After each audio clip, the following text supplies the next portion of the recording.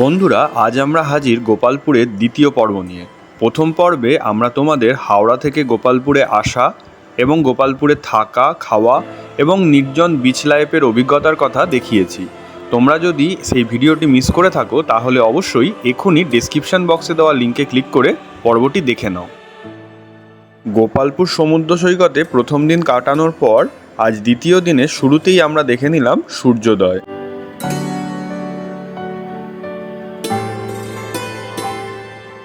Good morning Gopalpur. তো আজকে আমরা কিন্তু গোপালপুরের সাইট সিনে এখান থেকে বেরোচ্ছি সকাল সকালই।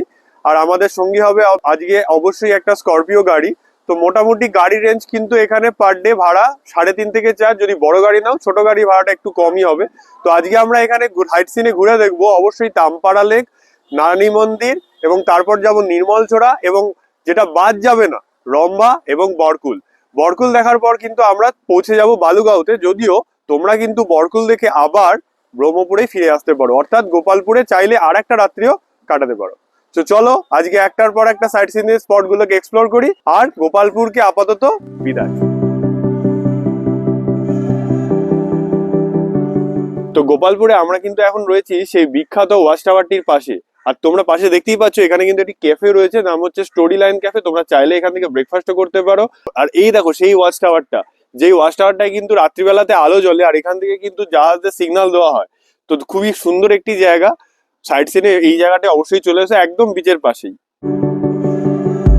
আমাদের প্রথম গন্তব্য ছিল তামপাড়া লেক। তো আমরা কিন্তু এখন পৌঁছে গেছি তামপাড়া লেকে। তোমরা দেখতেই পাচ্ছ এটা কিন্তু ঋষিকুল্যা নদীর পাশেই অবস্থিত এই লেকটি, এবং আমরা এখন রয়েছি এটার জেটি ঘাটে। এখানে তোমাদের বোটিং তোমরা চাইলে করতেই পারো বোটিং এখানে। আর এখানে বোট রেটটা হচ্ছে মোটামুটি, যদি ফ্যামিলি বোট নিও তাহলে পার পার্সন হচ্ছে 100 টাকা করে। আর যদি তোমরা জেট স্কি নাও তাহলে সেখানে হচ্ছে 400 টাকা করে। আর এছাড়াও কেয়াকিং এর ব্যবস্থা রয়েছে 150 টাকা করে। তো তামপাড়া লেকটা দেখো, এখান থেকে কিন্তু বোট গুলো স্টার্ট হচ্ছে এবং ওটিডিসি সমস্ত বোট দাঁড়িয়ে রয়েছে। বিরাট বড় একটি লেক, খুব সুন্দর একটি জায়গা। অবশ্যই বেশ কিছু সময় তোমরা এখানে কাটিয়ে নিতে পারো।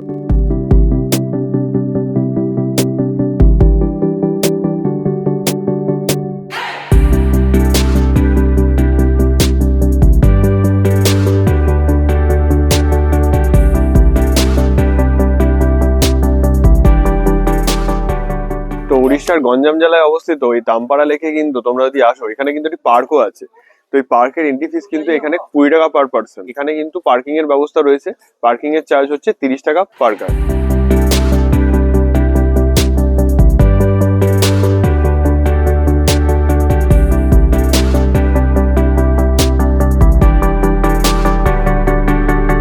সুবিশাল এই তামপাড়া লেক ঘুরতে বেশ ভালোই লাগবে কিন্তু তোমাদের।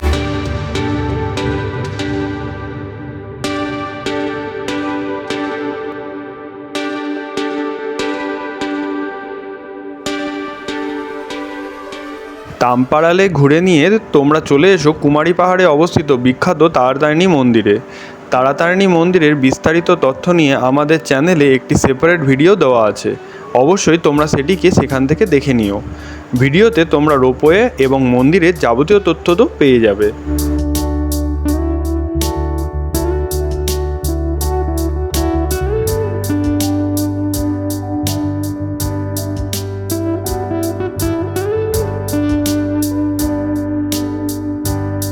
তারাতারিণী দেখে তোমরা চলে এসো নির্মলঝড়া টেম্পলে।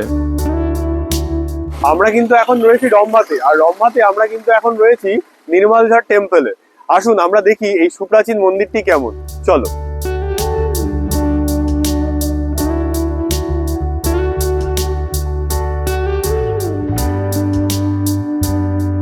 নির্মলঝড়া টেম্পল উড়িষ্যার বুকে অবস্থিত। এই টেম্পলটি সম্পর্কে বহু প্রাচীন কিন্তু ইতিহাস রয়েছে। প্রায় 400 বছরের পুরনো ঋষিকুল্যা নদীর পাশেই অবস্থিত হলো এই টেম্পলটি। নির্মলঝড়া শব্দটি মূলত দুটি ওড়িয়া শব্দ থেকে এসেছে। প্রথমটি হলো নির্মলা। নির্মলা শব্দের অর্থ হলো পিওর অর্থাৎ শুদ্ধ। আরেকটি হলো ঝাড়া। ঝাড়া শব্দের অর্থ হলো ওড়িয়া ভাষাতে স্ট্রিম অর্থাৎ নদী। কথিত আছে এখানে নাকি রাজরাজা এসে স্নান করতেন, এবং সবচেয়ে মজার ব্যাপার হলো এখানে জল কোথা থেকে আসছে তা কিন্তু সমগ্র মনুষ্য জাতির কাছে প্রায় অজানা।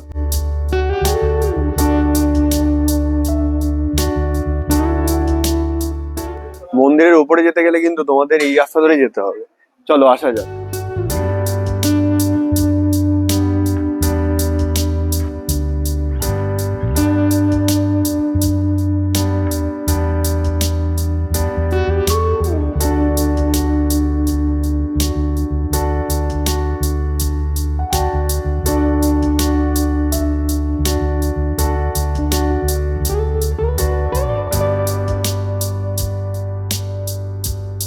এই জলের উৎসস্থল কিন্তু অজানা, এবং সবচেয়ে বড় কথা হলো আশপাশে কিন্তু সেরকম কোনো সোর্সও খুঁজে পাওয়া যায় না, কিন্তু কোথা থেকে সারা বছর ধরে এখানে কিন্তু জল আসতেই থাকে, এবং সেই জন্যই জায়গাটির নাম হয়েছে নির্মলঝাড়া।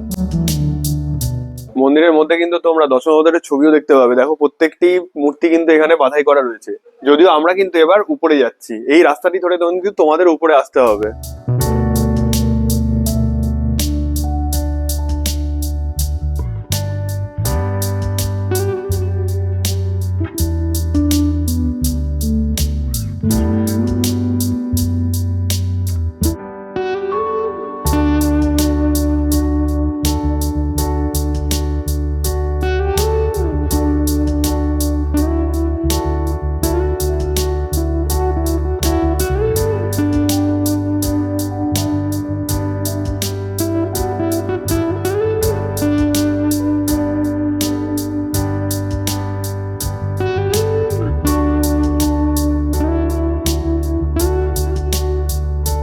উপর থেকে মন্দিরের সমগ্র অংশটিকে দেখতে দারুণ লাগে।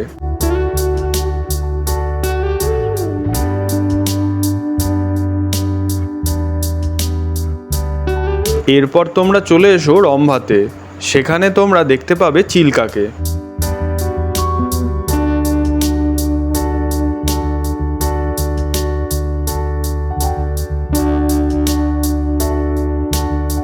রম্ভা উড়িষ্যার খুবই গুরুত্বপূর্ণ একটি ট্যুরিস্ট পয়েন্ট। রম্ভাতে বোট রাইড এবং চিল্কা ভ্রমণ নিয়ে আমাদের চ্যানেলে একটি সেপারেট ভিডিও দেওয়া আছে। বোটের রেট, 3 পয়েন্ট আইল্যান্ডের যাবতীয় তথ্যাদি তোমরা কিন্তু সেখানে পেয়েই যাবে, তাই দেরি না করে অবশ্যই সেটিকে দেখে নাও। রম্ভা ঘুরে তোমরা চলে এসো নারায়ণী টেম্পলে। আমরা কিন্তু এখন পৌঁছে গেছি বরকুলের নারায়ণী টেম্পলে। আজ তোমাদের দেখাবো সুপ্রাচীন এই নারায়ণী টেম্পলটি কেমন। আমাদের কিন্তু এরকম সিঁড়ি দিয়ে কিছুটা যেতে হবে, তারপরে কিন্তু মন্দির দর্শন হবে। তো চলো দেখা যাক নারায়ণী টেম্পল কেমন। আসো।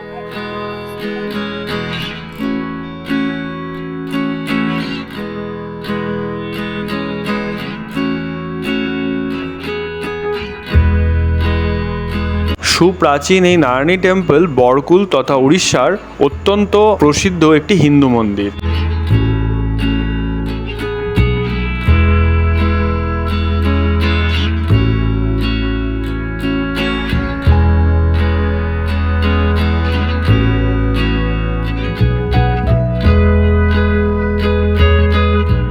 নারায়ণী মন্দির দেখে তোমরা চলে এসো বারকুলে। পড়ন্ত বিকেলে আমরা কিন্তু এখন পৌঁছে গেছি বরকুলে। আর বরকুলে তোমরা জানোই যে এখানে কিন্তু তোমরা চিল্কা হ্রদকে দেখতে পাবে। আবার এখান থেকে কিন্তু কালীজয়ী টেম্পলে তোমরা বোটিং এ যেতেই পারো, তবে মোটামুটি সময় লাগে 45 মিনিট থেকে 1 ঘন্টা। আর তোমরা যদি কালীজয়ী মন্দির যেতে চাও তাহলে কিন্তু তোমাদের এখানে যে টিকিট কাউন্টার আছে সেইখান থেকে কিন্তু টিকিট কাটতে হবে। প্রাইভেট এবং গভর্নমেন্ট দুরকম টিকিটই তোমরা পেয়ে যাবে। মোটামুটি 100 থেকে 150 টাকার মতো টিকিট নেয় বোটে। তোমরা কিন্তু চাইলেই এটা যেতে পারো।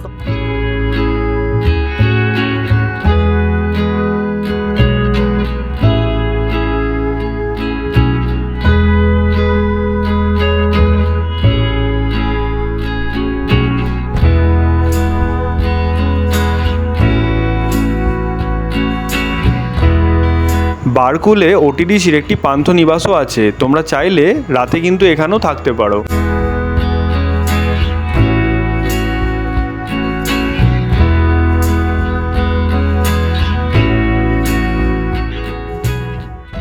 তো আমরা কিন্তু এখন এসে পৌঁছেছি বালুগাঁও স্টেশনে। আসলে আমাদের এই দিনের ট্রিপটা কিন্তু শুরু হয়েছিল সকাল 9টায়, আর বর্তমানে এখন বিকেল প্রায় 4:30 বাজে। আমরা কিন্তু আমাদের ট্যুর এখানেই শেষ করলাম। তোমরা যদি আসো, কিছু লোক এখান থেকে ফিরে কিন্তু আবার ব্রহ্মপুরে ফিরে যায়। তা ওখানে গিয়ে তোমরা গোপালপুরে চাইলে আরেকদিন রেস্ট নিয়ে তারপরের দিন হাওড়া যেতে পারো। আর আমরা কিন্তু বারকুল থেকে কিন্তু আমরা সোজা চলে এসেছিলাম বালুগাঁওতে, স্টেশনটি কাছে। এখান থেকে কিন্তু আমরা এবার ট্রেন ধরে চলে যাচ্ছি ভাইজ্যাগের উদ্দেশ্যে। তো আমাদের নেক্সট ডেস্টিনেশন ভাইজ্যাগ। তো দেখা হচ্ছে তোমাদের সাথে ভাইজ্যাগ। বন্ধুরা, আমাদের এই ভিডিওটি তোমাদের কেমন লাগলো তা অবশ্যই আমাদের কমেন্ট বক্সে জানিও এবং আমাদের চ্যানেলটিকে সাবস্ক্রাইব করে দিও। আজ টাটা, আমরা আসছি পরবর্তীতে আরও নতুন নতুন ট্রাভেল বক্স নিয়ে।